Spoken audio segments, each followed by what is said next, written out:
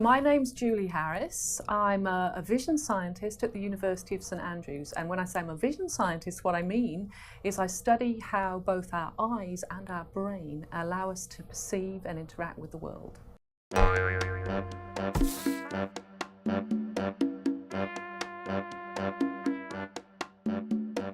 How do 3D movies work? Well, they're kind of like these glasses.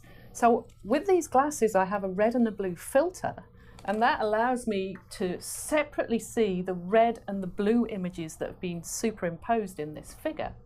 There's actually a pair of images here that were taken side by side using a camera, and then moving the camera and taking another view. At the 3D movies, you don't usually have coloured glasses.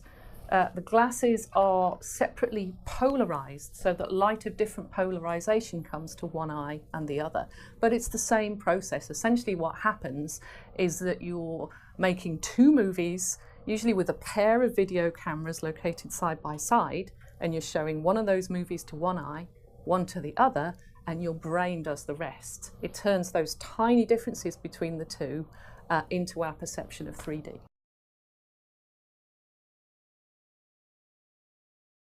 We're still trying to understand the importance of having this binocular 3D view for virtual reality. In a lot of examples, it's there.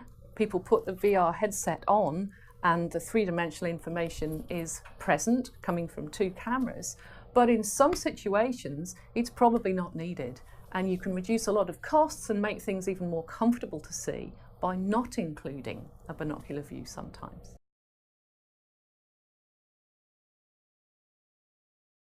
There are lots of differences in visual perception. Most people have three different kinds of what are called cone photoreceptors in the eye. These are the things that absorb different wavelengths of light, and that allows them to see in very, very detailed colour. About 5 to 10% of the population only have two of those colour cones, so they see a different range of colours from the rest of us. This is what's normally called colourblind.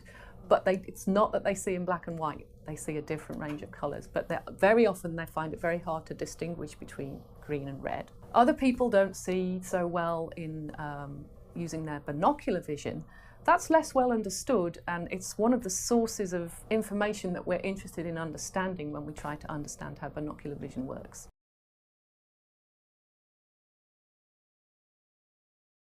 Oh, this is a really controversial subject. You will find, as I'm sure many of you have, there'll be lots of apps available and techniques that are used for training visual perception to maybe try and enable you to read a bit more clearly or see more comfortably. There's actually no scientific evidence that those training techniques work, not consistent scientific evidence that's replicable over a number of studies. So this is an area that's still very new and we should still be really cautious about.